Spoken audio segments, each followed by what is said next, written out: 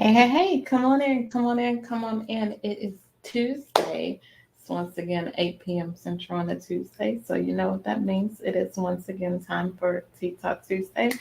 I am T. Carter, the creator and founder of Tea Talk Tuesday, where we are here to edify, encourage, and empower you. And so I just wanted to encourage you today not to miss your moment. I think so many times we go through life waiting for a moment, but when the moment shows up, it's not always in the way that we expect. And so I just did want to use for reference today um, John 5. This is the story of the man at the pool, right? And sometimes I just wanted to encourage us that sometimes we miss our moment because we think that our current situation, our circumstance, or our location disqualifies us from having a miracle moment.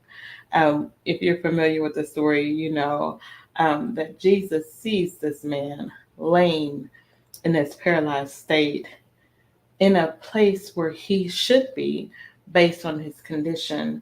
But rather than talk to him about the condition, um, Jesus talks to him about his confession. And Jesus asked him a question. He said, "Do you want to get well?" Or, King James Version says, "Will thou be made whole?" The question seems obvious, but what it really does, if you think about it, the obvious answer is, of course, I want to be made whole. Who wants to be paralyzed? Who wants to be stuck? Who wants to be unable to move forward? And so the obvious answer is yes, but the question requires some reflection for us to dig dig deep into our heart to determine if we really are ready for the change that we desire. I think if we reflect on our own lives, there are times that we wanted a certain outcome. We wanted things to be different. But in those moments, we may not have been ready for change. We may have been comfortable in our condition, even if it wasn't where we wanted to be. The truth is, there's a certain comfort in dysfunction because I've learned how to exist here. There is limits on what people expect from me. I really don't have to take risks, and I don't have to put forth effort because I already understand the outcome. And while I may speak about things that I want to be different, the truth is, if you look at my actions, I'm comfortable laying here. And so it is in this place where this man encounters Jesus and he just asks him, "Do you want to be made whole?" And I want to encourage you today not to miss your moment. Things may not have be they may not be the way that you expect. You may have hit a bump in the road. You may have hit a fork in the road. You may have had challenges and you may have had setbacks. You may have achieved levels of success that you thought, once I get to a place called there, that everything else will be resolved. And you find that although you're in this place, you still have the same issues. You still have the same insecurities. You still are trying to figure out, how do I get to a place where I'm really happy and whole? Because I've done all these things. I've done what they told me to do. This man at the pool, he was in the place where people said, this is the place where you should be if you want to be healed. You just have to wait for the water to be troubled. But while everybody else was focused on the water, they didn't recognize who Jesus was. And sometimes we're so focused on the outcome that we've been taught. We're so focused on the outcome that we've expected, the one that we've learned about, that we don't realize when Jesus shows up. And the reason that it has not been done before may be because God is using me as the blueprint. He's using you to be the pioneer. He has ordained you to be the one that he's going to show himself strong in. And while that may seem fine and good, the reality of my situation is that I find myself in a place with limitations, and Jesus is challenging me to go against what I know to be true. He's challenging me to dig deeper, to think better, to imagine an outcome, even though I've been here for 38 years and I've tried and I've tried and I've done everything that I've known how to do. And I waited for people to help me. And so I'm used to being let down. I'm used to being not able to move forward. I'm used to being stuck in this place. And now Jesus is challenging me as if there is another outcome than the one that I have imagined for myself. It seems like Jesus, she would have showed up 38 years ago when I first got here, when I was full of faith, when I was younger. And even though I was paralyzed, I still had more energy. I still had more capacity. It seems like you would have showed up and you would have intervened when you saw people getting in front of me and misusing me and abusing me. It seems like that you would have showed up then. But the reality is that as I'm laying on my bed, Jesus is asking me, will thou be made whole? And like many of us, the man at the pool of Bethesda had reasons why he hadn't been healed. It wasn't for my lack of effort. I see the pool. I'm here. I'm looking at it, but I don't have anyone to help me. People are taking advantage of me. They're going in front of me. They're not considering me. They're not considering my limitations. And how many times do we make excuses when God is challenging us to step into a moment? Where God is saying, no, this time I need for you to cast your net into the deep. How many times do we say to God, what if it doesn't work? Like I tried it before. God, no one understands and no one is supporting me. How am I going to explain this? How do I respond? How often do I respond when fear and doubt? How often do I say, well, God, I would do it if I had the money. God, I would do it if I had the support. God, I would do it if I was more confident. How many times have we allowed our excuses to keep us from maximizing a moment? And then we wonder about what could have been different if we had just done it then. If I had just done this 5 years ago, if I had just done this when I first felt the inkling. But the reality is that there have been areas in my life where I knew that I needed to move forward, but I allowed either what people said to me or what I said to myself to keep me stuck and to keep me stagnant. And then I was frustrated because I didn't move forward. I was frustrated because I didn't think I had the capacity. But I understand that God would not ask me to do something that He has not given me the ability and the capacity to do. And if I am weak, the Bible says that that's when He is strong, that His strength will be made perfect in my weakness. And so just want to encourage you not to miss your moment. If you feel God challenging you, pushing you outside of your comfort zone, God is pushing you and He's challenging your excuses. He's asking you to change the narrative. He's asking you to look again.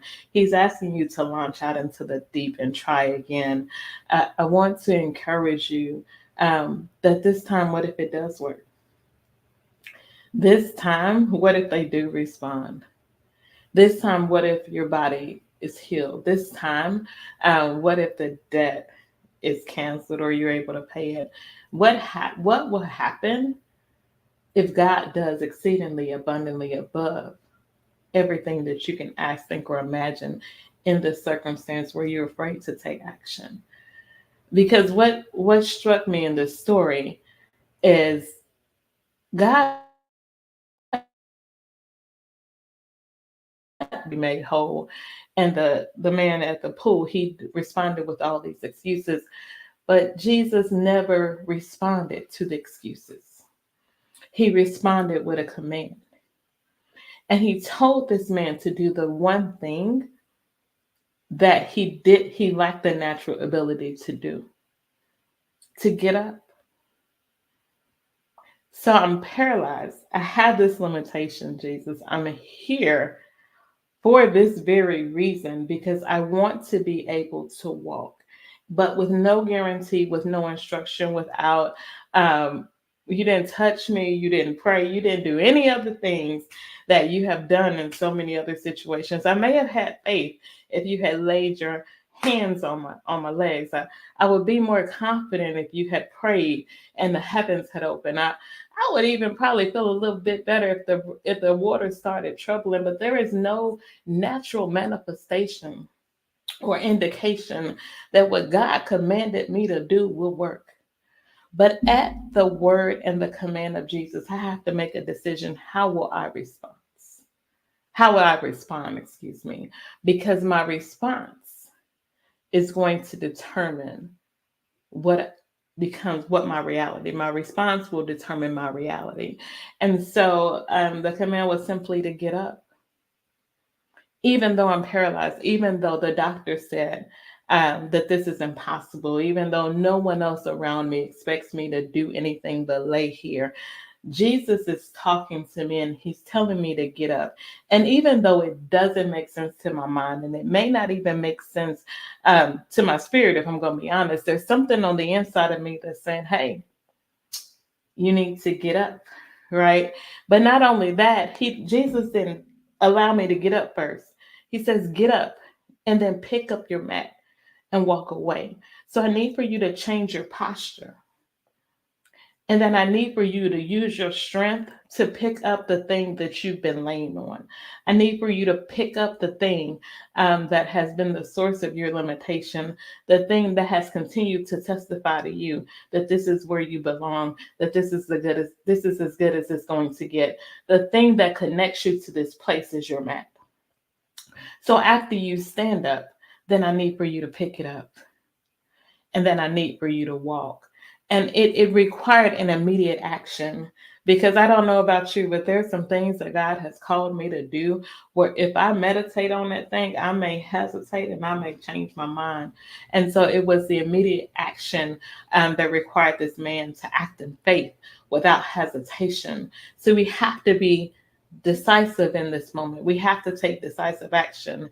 It's not enough for us to recognize the opportunity, but we also have to say, God, give me eyes so that I may see and the courage to act. God, teach my hands to war and my fingers to fight.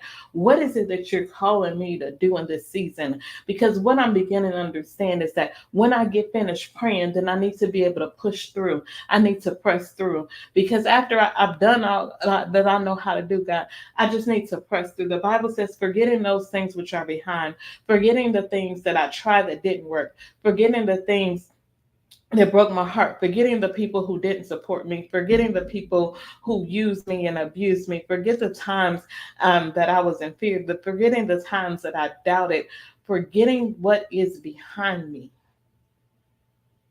I have to make a decision to answer when I am called.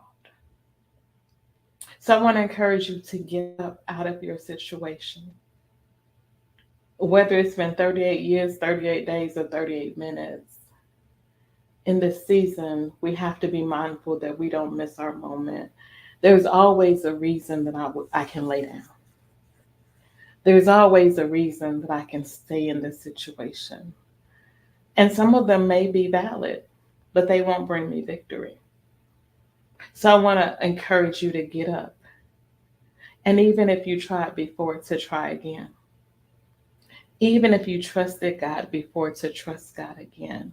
Because in this story, what we know is that Jesus singled this man out. The pool at Bethesda was a place where everyone with an issue that needed to be healed in their body would congregate.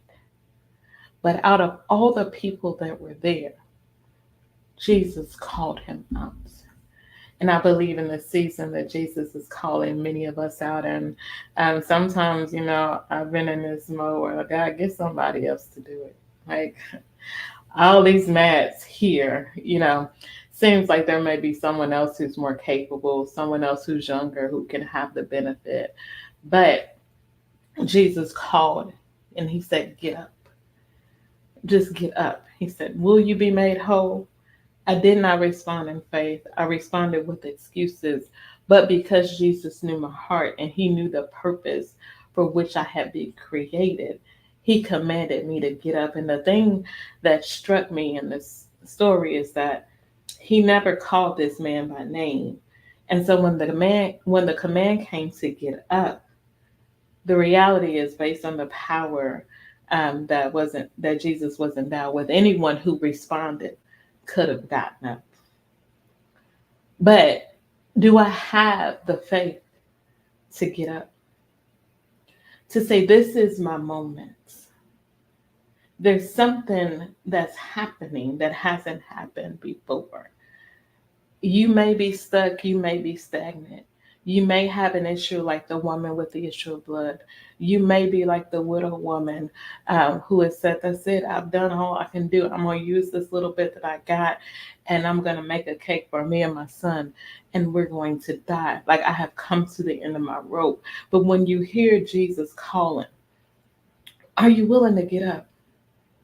Are you willing to change your mindset, to change your posture, and to use your action and your resources to follow the command that God is giving you, knowing that God would not command you to get up if you didn't have the ability to do so.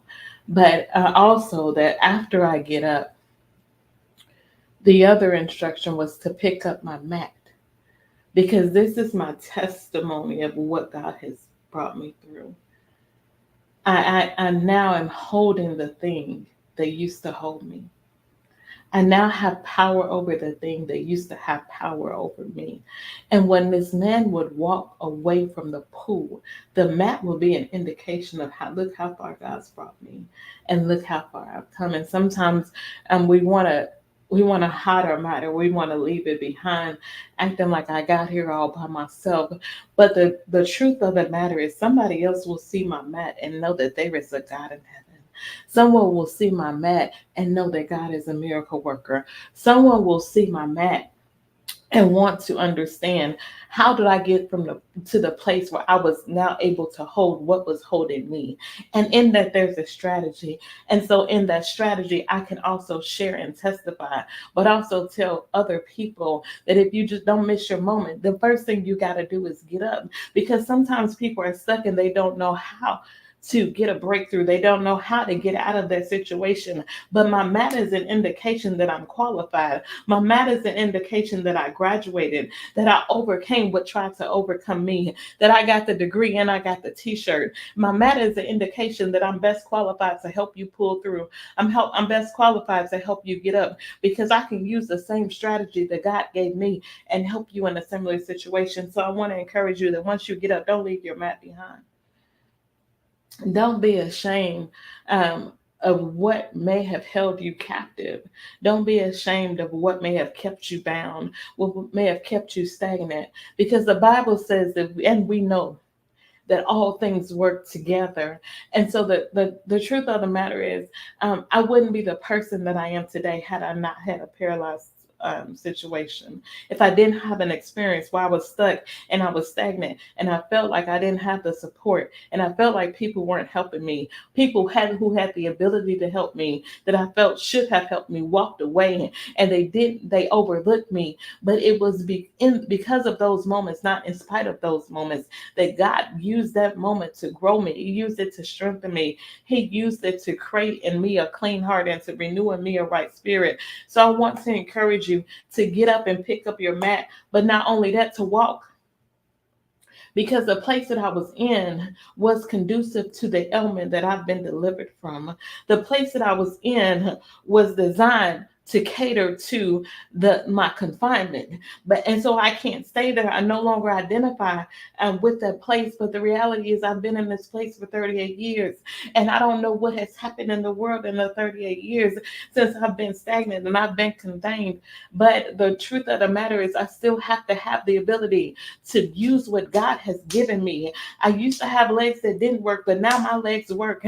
So I can't just stand up. I gotta walk. I gotta move forward. It means that I may have to walk away from people, and walk away from mindsets, and walk away from relationships, and walk away from habits, because I have to walk away so that I can walk into. Because God didn't heal me to hold me. He didn't heal me to keep me in this place. He didn't bring you through what he brought you through for you to still stay in that place like you haven't been delivered, like you haven't been made whole, like you haven't been set free. And so I want to encourage you to walk it out, to walk it out, to walk out of it. I'm walking away from these things, and it don't really matter what people think, and it don't really matter what your opinion is, because the truth of the matter was, when I was stuck, you weren't even willing to help me. The truth of the matter is, some people benefited from my confinement. And those are the same people who may attempt to make me feel small in this new season. But I got new ability in this season. And you may not think that I'm qualified because I didn't go through a natural process. I didn't have to go to a doctor. I went to the healer. I didn't have to go through this process. I didn't even have to have crutches. I didn't have to learn how to crawl or learn how to roll, because Jesus has delivered me when I made a decision to get up. And I believe that if we can just make the decision to get up, to do what God said, if we can move past our comfort zone, we can move past our mindsets, we can move past our limitations, that God will do more with my yes, my yes and my action than a doctor can do. He will do more with my yes. God, I trust you. God, I believe you. God, I'm going to go forward. God, I'm going to try again. God, I'm going to launch out into the deep. I'm getting to a place where there is no plan B. God commanded me to get up, and I was paralyzed. So there was one or two outcomes. Either I was going to try it and I was going to stand up, or I was going to fall flat on my face. But the truth of the matter is, I would rather try Jesus. I would rather be in a place where I put it all on the line and said, let God be true and every man a lie, because I know the outcome of this situation. If I keep doing what I've been doing, I'm going to keep getting what I've experienced. But I know that God has called me to be greater. And it is not that I think that I'm better than anybody else. I just know that my time in this place has expired. I have reached the expiration date, and I can no longer stay in a place that is below my capacity. And I may not have felt that I had the ability, but I got a Savior who saw something in me that when I didn't see it in myself, when everybody else was overlooking me, God was looking for me. I didn't even have to raise my hand, and I didn't have to cry out. He saw me in the midst of a crowd, and he spoke to me with all these other people around, and everybody else had an ailment. But at the end of the day, I have to make sure that I don't get caught up in imposter syndrome, because there's some people, I may be walking and I may have a limp. The Bible doesn't say when he began to walk, if he was just walking whole. I personally believe that when God made him, he said, will thou be made whole? So I personally believe that when he began to walk like he never had an ailment. But regardless of what the process is, God, I trust you, and God, I believe you. I'm going to stand on your word, because you picked me out, you called me forth, and you didn't let my excuses deter me from what the purpose that you had placed on the inside of me. And so, God, I'm going to get up, but I'm not going to be ashamed of the gospel of Jesus. I'm going to go ahead and testify to let people know that there is a God in Israel. He is Jehovah Rapha. He is my healer. He is Jehovah Jireh. He provided for me. He is Jehovah Shalom. He is my peace in the midst of a storm. And so the truth of the matter is, God told me to get up, and now I got the strategy. Now I got the blueprint. Now I have the ability. And you may think that I always been like this. You may think that I ain't never been through nothing. You may think that I was born with a silver spoon in my mouth. But the proof is, I got my mat. The proof is, I still have. I have the remnants of what God delivered me from. This is the mat that I used to lay on. This is the relationship that used to keep me bound. This is the thing that I thought I couldn't get over. But look at me now, baby. I got my mat. I done picked it up. God has given me a strategy to show me how to get up, and now I can share that strategy with you. For I am not ashamed of the gospel of Jesus Christ. I'm not ashamed of what I've been through. I'm not ashamed of what God brought me through. Because the truth is that God is no respecter of persons. If he did it for me, he'll do it for you. So you don't have to stay in the place that you're in, because the potter wants to put you back together again. And so you don't have to be jealous, and I don't have to have imposter syndrome. God, I don't know why you chose me, but I know that you chose me. I don't know why you delivered me, but I know you delivered me. I don't know why you brought me out, but I know that you brought me out. And I made a decision to walk away to walk away from it. I had to walk away from some things, and I had to walk away from some people. And while people were murmuring and they had an opinion, they didn't understand what I went through. They didn't understand what it took for me to make a decision to get up, and not only get up, but to pick up the thing that had been holding me. And so let them talk. And while they talking, you keep walking. While they talking and they telling all these things, because the further you walk away, the less impact they're gonna have. The further you get, you're not even gonna be able to hear them. The further, because I'm walking into destiny. And sometimes we miss our moment because we're so focused on what we will have to walk away from, but we fail to consider what we will be able to walk into, what we will have access to. The truth is, as a paralyzed person, he didn't have the ability to support himself. He had to depend on others for everything. But see, now not only do I have the ability to walk, but I have the power to control the outcome from this day forward. I don't have to be dependent. I don't have to wait on no troubled water. I don't have to wait here and wait for somebody else to do what God has given me the ability to do. Now I gotta walk away from this mindset, because before people were feeding me, but now I gotta find a way to feed myself. I didn't have to worry about where I was gonna sleep because they made space for me at this pool. But now I no longer fit there. Now I got to figure out where I'm gonna do for shelter. So I have to use my ability, the ability that God has given me. I have to use it in new ways.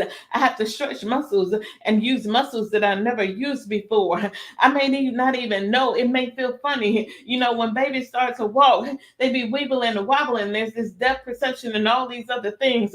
First, I had to walk, but now I also have the ability to climb. I have the ability to go higher because now I have been made whole. Everything that was sent to break me, everything that was sent to keep me whole, to keep me broken, everything that was sent to keep me stagnant has been dealt with in one word, in one moment. So again, I just want to encourage you not to miss your moment, because it's time to move. It's time to walk away. And I think sometimes we know that it's time to walk away, but we don't know how, because we've been with this condition for so long. This is as good as my mama had and as good as my daddy had it. And, yes, the outcome may have been different. If I didn't make this decision when I was a teenager, I didn't make this decision in the 90s, or made this decision pre-COVID. But I want to encourage you, forgetting those things which are behind, to press, to make a decision to get up. And whatever God is calling you to do, understanding that God wouldn't call me to do something that He hasn't given me the ability to do. So in this season, despite how I feel, and despite what they say, and despite what I said to myself, and despite how many times it didn't work and I tried, and despite whatever other outcomes I can imagine, God, because you're calling me to get up, I'm going to get up. And so I just want to encourage you again, don't miss your moment. To put all of your effort in going after what God has promised you, to focus on the thing that He's placed not only in your heart, but also in your spirit. Because the truth of the matter is, it's bigger than you. It's bigger than what you imagine. It's bigger than what you think. And I would not want to live my life and get to heaven and see all of the things that I forfeited because of fear and doubt. The Bible says He stands at the door and He knocks. Will thou be made whole? So don't miss your moment. Open the door and walk with Jesus. And so that is your encouragement for this Tuesday. If you believe this word will be an encouragement for anyone else, we do encourage you to like, comment, and share. We will be back next Tuesday, so we will see y'all then. But I do want to encourage you, until then, now unto Him who is able to do exceedingly abundantly above all you can ask, think, or imagine, according to the power that works in you. So let the power of God work in you, and let God do what only He can do through you. I love y'all. Y'all go have a great rest of your Tuesday, or whatever day you may be watching this. We'll see you next week, same time, same place.